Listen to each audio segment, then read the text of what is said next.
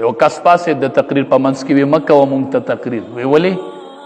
وی تا د بیت المال نه یو قمیص ورکړی او صادر نو یو د مال راکړی یو به د ځان لاغستی نو زما تېنه قمیص شو ستا خو قد دنګ دی نو ستا تېنه څنګه قمیص شو نو تا ځان له دوه اغستې مال د یو راکړی ولې دې داسې کړي دي هغه ورته وی زوی ناست زوی ته وی جواب وله ورکړه زوی ورته وی یو قمیص د ده ته میلو شو یو ما ته وی دواړه مې یو ځای کړل وی دله مې تې قمیص جوړ کړ وی صحیح شو اوس وایه داسې دور وی ګورئ چې څه خبرې ما ته به کوئ موقع به یې خلکو له ورکوله وی خبره راته کوئ د حمص علاقې یو ګورنر مقرر کړی عمر فاروق رضی الله تعالی یو ورځ ورغی خلقو ته وی دی ګورنر نه مې مطمئن یې که نه خلق وی زمونږ په یو څو اعتراضات دي څه دي پې وی دی د شپې چاله نه راوځي وی ښه بل اعتراض وی په هفته کې یوه چوټي کوي بل اعتراض وی سهار ناوخته راوځي وی ښه راغې ګورنر ته وی راشه د قوم مخې ته ودرېږه ښکلی دور و دلته یې ګورنر ودروه خلق یې راجمع وی څه سوال هم دی وی یو سوال دا دی چې دی سهار ناوخته راوځي وی ولې ناوخته راوځي وی حضرت بیبي مې بیماره د کور کې څوک شته نه چای په خپله پخوم ډوډۍ په خپله پخوم نو چای روټۍ بچو له تیاروم جو لیټ شم نو بیبي مې بیماره ده ځکه ناوخته راوځم وی دویم سوال کوئ وی دویم سوال څه دی وی دی د شپې چاله نه راوځي او د ورځې یې نه دا خو خلکو ته د شپې مسلې راځي وی ورکه جواب وی حضرت ورځ مې مخلوق له ورکړې ده او شپه مې خالق له ورکړې ده د ورځې فیصلې وکمه نو په مصله ادرېږم هغه فیصلې د شپې الله ته اورو چې نن مې دا فیصلې کړي د ورځې به یې فیصلې کولې او د شپې به په مصله ولاړو هغه فیصلې به د الله په دربار کې اورولې چې غلطه فیصله خو مې نه ده کړې چېرته نو شپه د خالق ده ورځ د مخلوق ده وی دریم اعتراض وی هفته کې یوه چوټي کوي بې تپوسه هغه ورته وی حضرت دقه یوه جوړه مې ده دا ډبله ده نو بله جوړه مې شته نه نو دا ووینځمه په هفته کې یوه ورځ خوله پې جمع شوي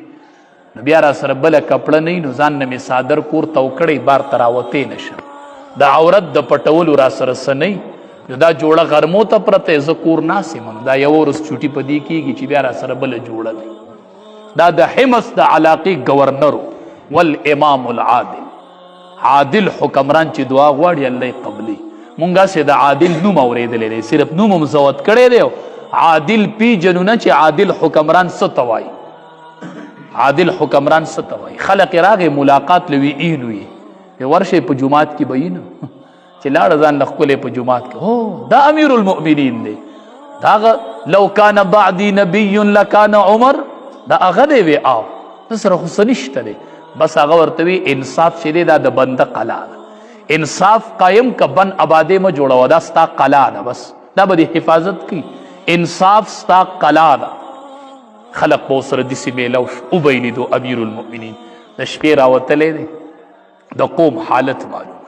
قوم حالت معلوموي بچي ولیدل ډېر په تکلیف حالت کې دي تکلیف په حالت کې دي مور ته جاړي سمدستي لاړ د بیت المال نه هغې له سامان راوړو سامان یې وردنده کړ سامان بچو ته پروت دی بچي ناست یو دی ورله هغه غلام یې وی داسې د اوتر په حالت کې بار ناسو سامان یې دنده ولېږه بچو له او داسې لکه اوتر بار ناسو ما وی زونه وی چې نه صبر وکړه چې کور کې هغې ماشومانو له هغه سامان پوخ شو که نه هغې وخوړو لبې شروع کړې د ماشومانو وخندل وی ما ته وی چې راځه چې وځو ما چې ولې ما ته وی چې ما دا ماشومان په جړه لیدلي وو نو ما که قیامت کې الله عمر ادرې ورته وی چې عمره رضی الله تعالی عنه